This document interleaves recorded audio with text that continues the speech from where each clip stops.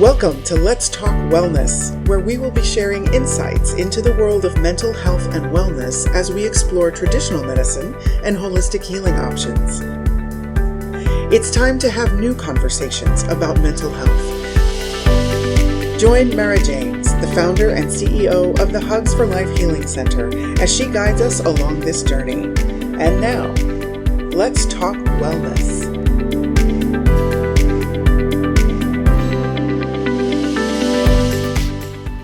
Welcome to Let's Talk Wellness. I'm your host, Mara James, and I'm excited to introduce you to a psychotherapist, a minister, podcast show host, and co-founder of the Global Bridge Foundation, Robert Strock. Thank you for that. I appreciate it. Glad to be here. We're so glad to have you today, and there's so many great things to talk about. So one of my favorite questions is, how did you become passionate about mental health? Well, in a certain way, it was a pre-existing condition. I would say that I was passionate about mental health when I had a mother that was, let's say, devoted, wonderful, and a bit bitchy. And so it just never made sense to me. Well, why aren't we loving? And so from a very young age, I really felt like, how could we not want to love and be loved? I mean, what else is this about? And it became obvious that was the first of 3,000 or 4,000 experiences where I realized that people don't necessarily assume we're here to love and be loved. So that was really the natural progression of wanting to be a counselor, wanting to be a good friend, wanting to be a good lover, just wanting to be a caring influence in the world. That is so beautiful. Sounds like my mother a little, except my mother was to the extreme, who was bipolar, and when she was medicated, it was wonderful. And when she wasn't that loving and caring mother as much, but yeah, that's amazing. So tell us a little bit about the work that you do as a psychotherapist. Well, I've been doing it for almost 50 years. And so I started very, very young at 22, running a halfway house for 128 schizophrenic patients that we called members in 3 apartment buildings, and supervised 50 interns that were master's students before I had my master's. So I was off to a rather quick start, and then went from there to a residential treatment center for teenagers. And again, we brought in interns that were masters in MFT, looking for hours. And really the emphasis was on, let's say, self-esteem, self-awareness, and really developing self-compassion. And from there, it moved into private practice, and I taught at Santa Monica College, and I counseled at Santa Monica College, and then started a foundation, and then started to work exclusively with people that for the last 25, 30 years that were quite successful and realized they felt empty. And so there was a preponderance of people where that was my reputation, and my only referrals I was taking were people that really had done, quote, everything right, but they realized that the American dream didn't fulfill the heart. And so really it started to merge in spirit with the foundation that we created as well, my partner and I. And it became kind of a combination of really a blending of mental health being connected to humanitarian spirit, as well as to a certain aspect of spiritual values, not spiritual beliefs, but spiritual values. And what is the difference then of spiritual beliefs versus spiritual values? Well, spiritual values are things like empathy and trustworthiness, compassion, tenderness, strength, whereas beliefs tend to be much more esoteric, where you're believing in an afterlife, you're believing in heaven, you're believing in doing rituals, you have to go somewhere on Sunday, or you have to bow down at certain times. And it's not that I'm against beliefs. Yeah. It's just that it's so secondary to living a life like the founder of the religions that began it, and probably before they even anticipated having a religion.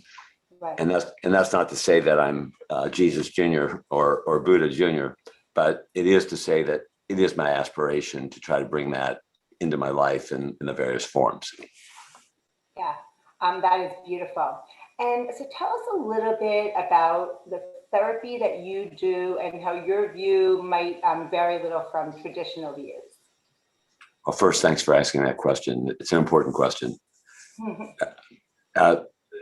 The way that I see mental health is that you develop a positive attitude toward the most challenging feelings and situations you have in your life.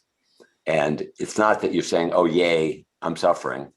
It's more like, oh, good, I'm aware I'm suffering. So that gives me a chance to care for myself. Or, oh, good, I'm aware of another suffering, my client suffering. And so I can brainstorm with them, heartstorm with them as to what's the best way they can stay aware of, stay with what they're feeling, the fear, the anger, the anxiety, the depression, the loneliness, the jealousy, competition, and say, congratulations, you're paying attention to it, you're aware. And that has to be the good news, or else you're going to be set on a track of self-rejection. So it's very important and not often understood that the attitude toward your challenges needs to be, I'm so glad I'm aware. And then at the same time, segueing or pivoting toward your core needs that can take care of you. So I've written a book, and in the book, it has something called the Introspective Guides that lists 75 challenging emotions and 75 healing qualities, thoughts, and actions.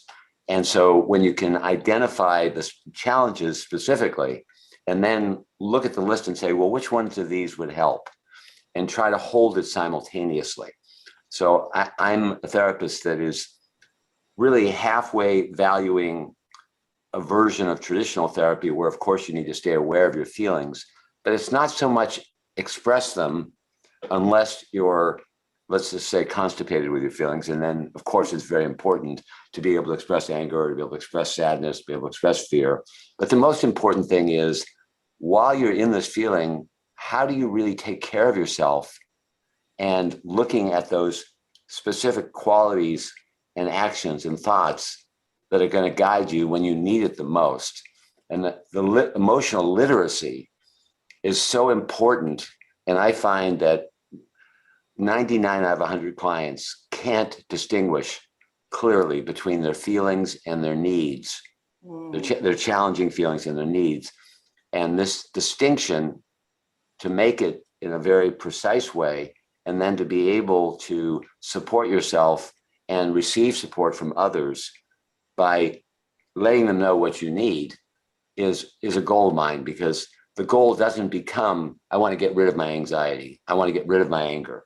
No, feel it as fully as possible, because it's your feelings and they're important to feel. But of course, you don't want to be fixated on your feelings and just stay there. You want to feel your feelings as deeply as possible, even if you feel them for the rest of your life. With some core constitutional feelings, we will.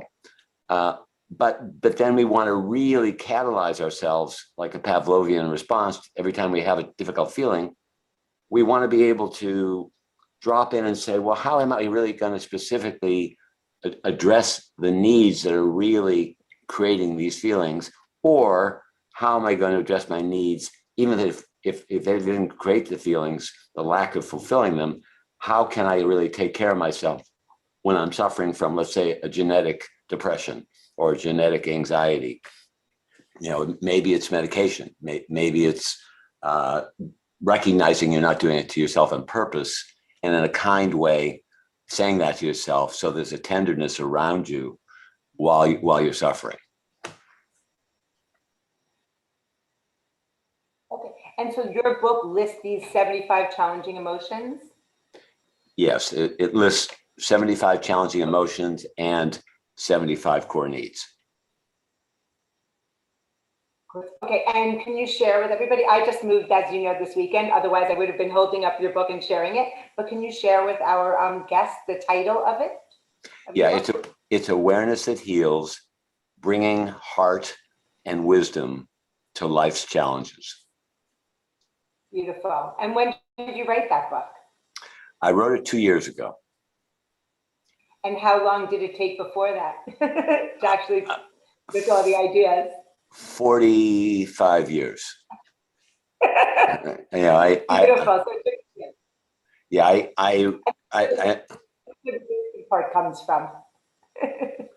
one more time. The 45 years of your wisdom put and then into 2 years into I love that.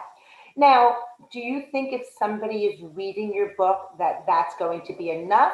Or do you think that that along with meeting with a therapist is going to really do the trick to help them move through their emotions? I have a close friend, a relatively new close friend, that has been reading the book for 8 months. And if it's read very slowly and you really do take it personally, it's not a matter of understanding concepts. It's a matter of applying them to your life, which I repeat ad nauseum. And I also have 2 podcasts that I'm doing right now, one of which is an expansion of Awareness That Heals, that does it kind of in slow motion, where I'm sharing my challenges that I've had through life, and my 2 close friends are sharing their challenges. And so I think the combination of the 2 is a great kickstart. But I have no illusion. This is a lifelong practice. This is not, we have the insight and then we've got it. Now, I believe that life really requires us to be in practice till we die. And that really we have to consistently recognize that when we have a challenge, almost always, especially if it's a deep one, we're going to think, oh, this one's worse than last time. And then we're going to forget, well, what was that I learned again about trying to figure out what my needs are? And so I believe it's really a guide that needs to continue to be consulted, as do all the best books in your life or best practices in your life. And we never get over it. And one of my key principles that I really stress is don't try to get over your feelings. Try to develop your needs supporting your feelings. And if they really support them enough, if they're ready to disappear, they will. Otherwise, we need to keep practicing. So it's really a great question. And it's so important that people don't have the illusion that we're going to get over challenging feelings. And also, the other aspect of therapy is we're not just working on problems and solving problems. We're actually trying to expand our heart. We're actually trying to expand our sense of wellness. We're trying to expand our sense of well-being. And so the idea of seeing therapy as problem working rather than inspiration creating is really an important double strategy. I love that. So like we could rename therapy to growing our hearts, going to a growing my heart session. That's beautiful. And as I've gone through my healing journey, I know that releasing different emotions, anger, resentment, shame, blame, guilt has let me been coming more from a heart place as opposed to an ego and being heard. And yeah, I love that. And so you shared something with me the other day about the positive versus negative emotions and how to be aware of them, but also not to call a negative emotion per se. Can you expand on that, please? Yeah, I mean, because every emotion is really representing the birth or potential birth of a core need. It's like throwing out fertilizer. It's like, why would you call something that's a key to growth negative? And rather than the beginning of something that can be positive. It's not guaranteed, of course, you have to do the work, or when you've done it enough, it doesn't even feel like work. It actually starts to feel like play or sincerity. And it doesn't mean at times it doesn't feel like work where you're really at your most severe suffering. Yes, at those times it does feel like work. But a lot of the times it really is, oh, I'm afraid. Oh, okay.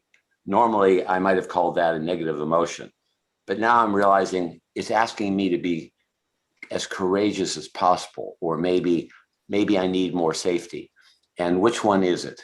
And I'm sure glad I'm aware of my fear, so I have a chance to develop my courage. Or if I'm sad, what is it that's really wanting to be fulfilled, to make me more happy or more satisfied in life?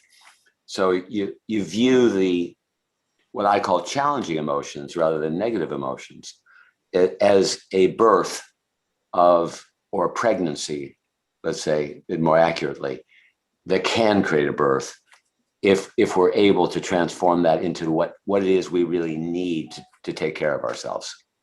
I love that analogy, and especially the end of the birthing process, when the pain's really harsh at the, but there's that beautiful baby or that light at the end of the tunnel. That is beautiful. So what happens if someone has a severe trauma, and there's two cases, one, let's go with sexual abuse, and one, they remember it and they don't want to relive it again, and they're just so angry and they hate the person they can never forgive. And then two, someone that doesn't even remember it because their subconscious mind, their conscious mind just blocked it out. And how do you heal if you don't remember it? And then I know for me personally, I've been doing 4 years of intense healing before I even recalled being molested as a little girl. And then I was able, then to kind of visit it and heal through it and all that. So can you talk about those two different instances, please? Sure. So first of all, for those that remember it, there hopefully is another part of you that you can inspire, that can say, even though this is a horrible memory to remember, I'm so glad that I can actually remember it. So it gives me a chance to actually work on it and to see my innocence and not let it taint my innocence, because it's so often with sexual abuse that you're left feeling guilty when you're obviously the innocent and what do we do now? Okay, you know what? We're going to take a quick pause. So it's perfect time. And we're going to come back to this. So let's take a quick break. In these shifting and changing times, more and more lives are being impacted by mental health. The Extraordinary Lives Foundation, also known as ELF, is transforming the way people view and navigate mental health challenges. Their mission is to improve children's mental health and wellness and support families by providing educational tools, resources, and awareness events. ELF encourages families to recognize symptoms, overcome the stigma, and reach out for help. Through prevention, early intervention, and holistic treatment, we believe many of the big problems facing today's youth can be transformed within a generation. Extraordinary Lives Foundation is excited to offer the Hugs for Life Healing Center, growing a worldwide network of approved holistic healers and bridging the gap between traditional and complementary healing options. Visit the Extraordinary Lives Foundation website at www.elfempowers.org to find out more about their resources and events. Together, we can change the conversation around mental health.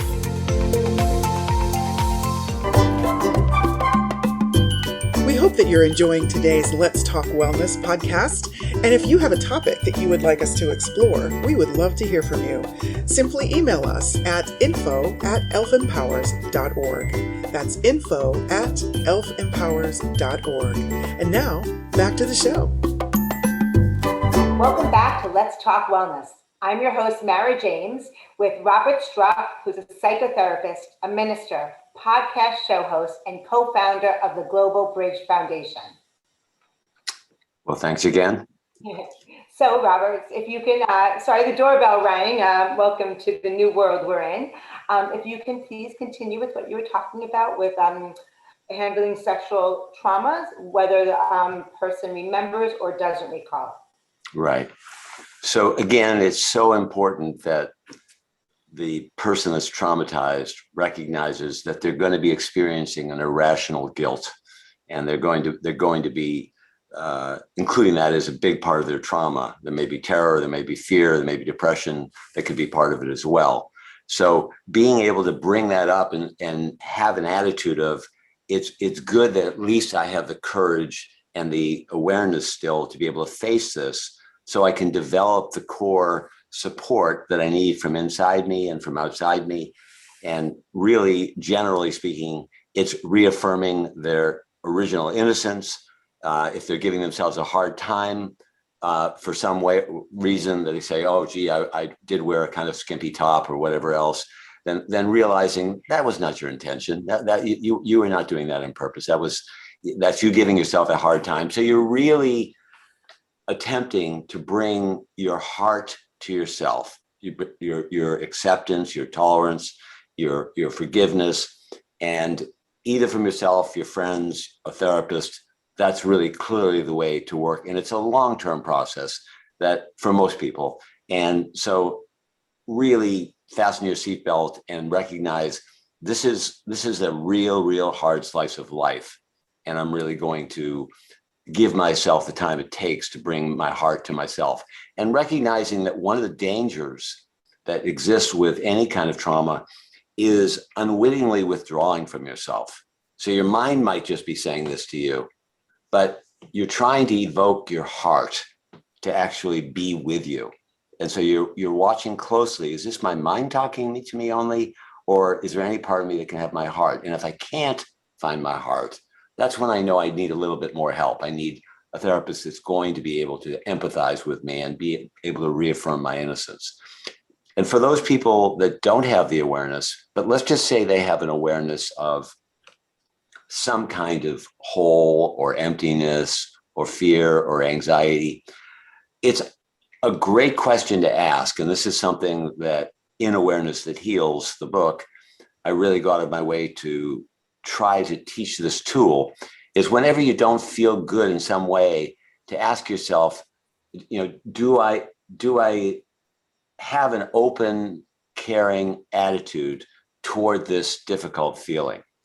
And if the answer is no, then you're in a state of self-rejection. And because if let's say we're afraid, and I ask somebody, well, do you feel supportive toward yourself while you're afraid? Well, of course not. I hate fear. And they say, well, no, yes, that is the normal reaction, but are you being afraid on purpose? No. So why would you give yourself a hard time? So it's developing a positive attitude about whatever feeling you're left with, and having a curiosity to say, can I make any sense of this? And if you can't make any sense, like there's nothing happening in present time, you're asking yourself the question, is there anything that I can see in the past that would have created this feeling? And let's assume you can't find it.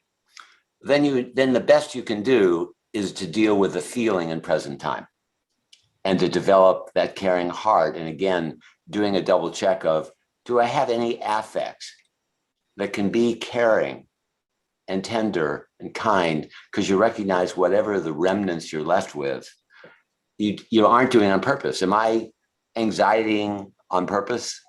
Am I feeling terrified on purpose? Am I feeling depressed on purpose? And what ways can I care for myself given what I'm dealing with in the here and now? So I love that, the heart-based type of therapy. It's not not only loving others, but loving yourself too. Absolutely. Beautiful. So now if you could share with us about the Global Bridge Foundation, when you started it and why, and what the mission and vision are. Well, as I mentioned earlier, it seemed like to love and be loved was why we're alive. And so as an extension of my childhood, about 25 years ago, my closest friend of 50 years and I started the Global Bridge Foundation. And we wanted to support the great imbalance in the world of poverty and wealth. And at that point, we started off with microfinance for the first 10 years, which is basically giving small loans to third world village women, and $100 and $200 loans. And we did that for about 7 or 8 years, quite a bit. We went over to India. We met the microfinance leaders in India. We invested in as part of their outreach. And when I say invested, it's our foundation is able to actually support them and get our money back if it succeeds, not look like we're going to make a killing on it. And then we moved to an organization called the Acumen Fund, which basically was doing the same principle, which is loaning money, and if the person's successful, getting it back so they can loan it again. But they were doing it with millions of dollars for communities rather than $200 or $300 for an individual to have a stand. And they had projects that were making a difference in the world. So they were creating the much needed agriculture, or building wells for people that didn't have water, or creating pharmacies or ambulance companies or solar energy.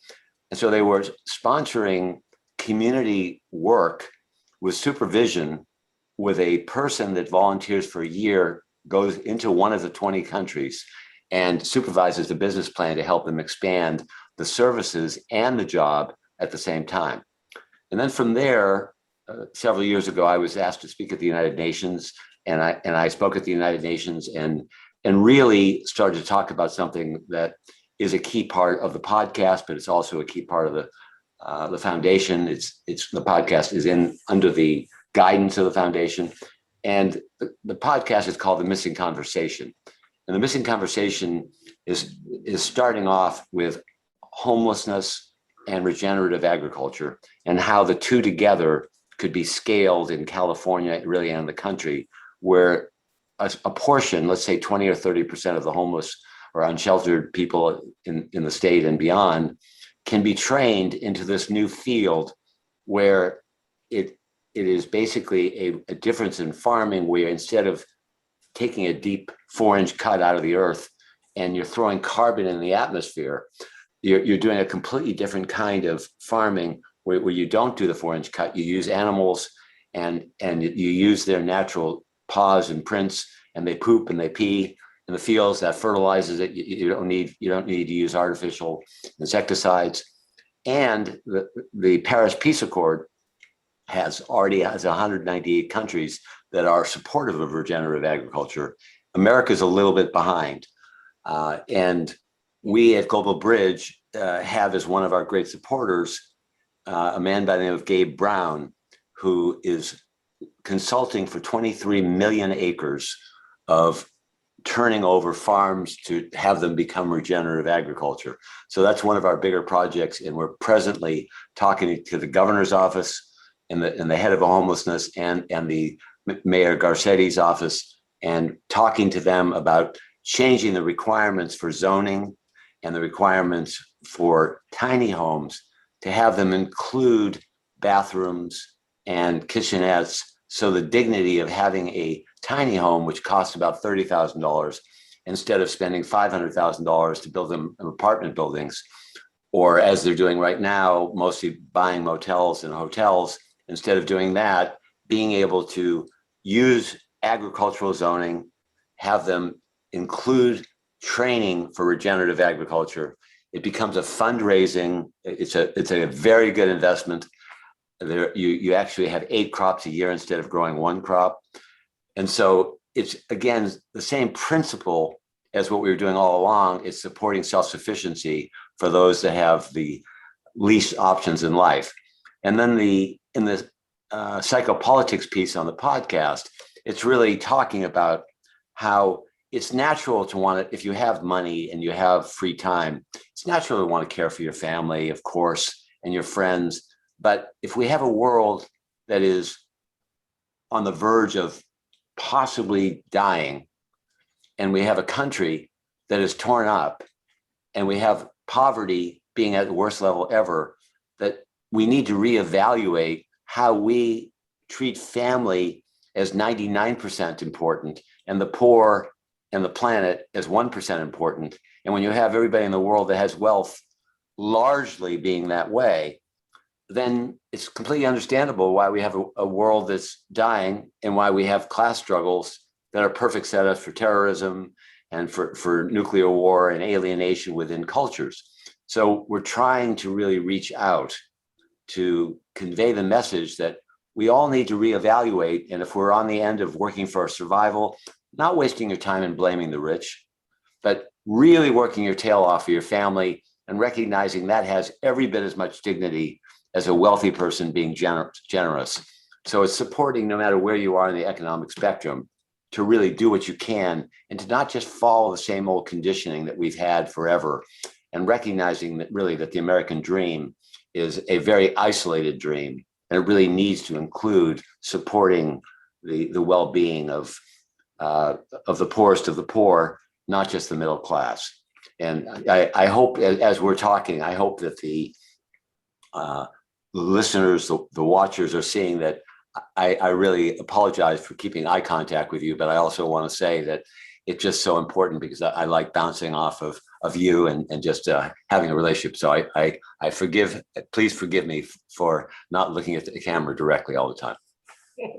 Oh, that's okay. Yeah, I think people understand in our new Zoom world what an amazing foundation the Global Bridge Foundation and the work that you're doing. And what I love about it, it's also you're helping with the mental health and well-being of these individuals and the homeless, because it's so important. And also it does take, you know, they say it takes a village to raise a child, but it takes the world to raise each individual.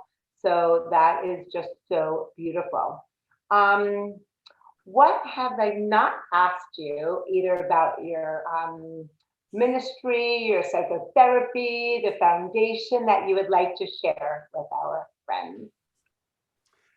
I just think it's a time that all of us need to recognize that our conditioning and how we were raised was like we've been raised throughout the millennia, and that we've been raised to take care of ourselves, take care of our family, and that is not going to help our world survive. And that we need to see that we're in a very unique time period in history, and that every one of us, to be fulfilled, it's like there's an elephant in the room, there's an elephant in the bedroom, there's an elephant in the living room, there's an elephant when we're walking. And the elephant is that the world's endangered right now, and that all of us, as part of our mental health or spiritual health or humane health, need to reevaluate. And even though we may very well have had very innocent parents that taught us to be successful, go to the best schools, and then we're going to be happy, it's an illusion. It's a dream. And it's not a bad dream as a partial dream, but to not recognize that we have no idea how we became either wealthy or poor, or why we were born in America, or why we were born in Syria, or, you know, in a country that really doesn't really have a chance. And so for all of us to try to think for ourselves and say, hi, Mom, hi, Dad, I appreciate that this is what you taught me, but you know what? I'm going to spend the rest of my life thinking about, is my life in balance in how I care for the world and myself and my friends? Am I using my relationship to money in a way that's in balance for the world and the survival of the world? If the metaphor was we're living in a boat, and the boat is the earth, and we're going to protect our kids for our future, but the boat's sinking, it doesn't make much sense in this time period. So it requires this as being a time period where we're really truly thinking for ourselves and creating our own values through our own wisdom, our own curiosity, our own intelligence, and our own mental health. And I think for therapists as well, that needs to be included as part of therapy for let's call it the standard neurotics, like the healthy of us are. I'm not talking about for people that have severe character disorders or severe depression or severe anxiety, although some people, if they're well medicated, it can apply to them too. But really, I'm not trying to be moralistic. It's really a matter of being realistic and looking for yourself, because I believe we all have the capacity for wisdom. And if there's any time, certainly in my 72 years, that there's been a time where we need to think for ourselves, now is the time. That is amazing and beautiful. And I once heard something, the difference of knowledge and wisdom. And I never realized that until I've gone through my healing. And your knowledge is what you learn in study, learn in school. And then the wisdom is just, I don't know how you would define it. I'd love to hear, you know, the experiences that we learn and can guide and to share with others. So thank you so much for the knowledge that you have and the wisdom that you're sharing. So profound. And I also love with our parents, you know, it's kind of like, thank you for everything, and maybe F you for some of the things that, you know, we're taught, but it's definitely time to change, you know, because parents they don't have a parent, they don't have a book. They learn from their parents, which might not have been or probably wasn't the right way. And a lot of parents, will parent out of fear versus out of that love. So it's so profound that we finally break that cycle. And what you said, I agree 100% that we're in a time right now that is different than no other in the planet, in the time of the, existence. And it's so profound that we move like from the I to the we, and then we all come together and do this global work. So I just want to be the first to say thank you so much for what you're doing for humanity, because it's so needed. Thank you. Yeah. And I think highlighting something that's pretty obvious if you look at it closely, that when we just the wealthy just take care of themselves and they abandon the poor, we see that no really powerful wealthy country is ever really taking care of the poor. And because of that, it is a setup for war. It's a setup for alienation. It's a setup for class struggles. And that's part of the old conditioning. We see that for thousands and thousands of years, we've had war. And so this time period, the COVID period, is giving us a chance to reflect on, does this really make sense to have war? Does this really make sense to have such a large percentage of our gross domestic product be on having the defense department rather than having a healing department? And really, I'm not saying that instantly make a change and make ourselves vulnerable as a country, but I am saying this needs to be thought out. This needs to be part of the conferences between the presidents of the powerful countries. And we need to see that throughout history, countries have not understood that if we really take care of the poor, we're starting to heal our world. And if we don't, I don't like our odds. Yeah, and it's unbelievable, all the nonprofits that I know and work with that, take care of the poor, the homeless, the at-risk. It's not easy. They have to do such hard work to raise money. It's not necessarily, a lot of times it's not coming from the government. But I agree with you, and I'm an optimist, so I feel that, if there's a will, there's a way. And I love that. Let's shift from defense to healing. Sign me up. Yeah. And I would say that I am a despairing optimist, meaning that I have at one level some despair, but I have met literally hundreds of people in the last several years that are absolutely committed to making this world what it can be. And there's a very significant, what I would call minority of very, very practical, intelligent, healing-oriented people that are thinking for themselves. And there is a lot happening. We are in what I would call an international civil war right now, but I feel like the good guys have a good chance of winning. But we all need to do what we can to be part of that. Amen.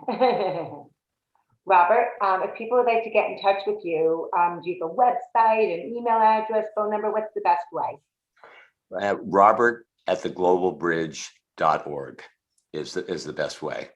And also they could listen to the podcast on Apple Podcast, which is The Missing Conversation, or Awareness That Heals, 2 separate podcasts. Beautiful. It was so great having you with us today, and keep doing all the work. And to you and all of our friends out there, don't forget that you are amazing. Thank you. Thank you so much. Thank you for joining us for this episode of Let's Talk Wellness. This podcast has been brought to you by the Hugs for Life Healing Center, a division of the Extraordinary Lives Foundation, a 501c3 nonprofit organization. If you would like to listen to more conversations like this, we invite you to subscribe to our mailing list at www.elfempowers.org to be notified when our weekly episodes are published. Thank you for joining us, and we look forward to bringing you our next conversation on Let's Talk Wellness.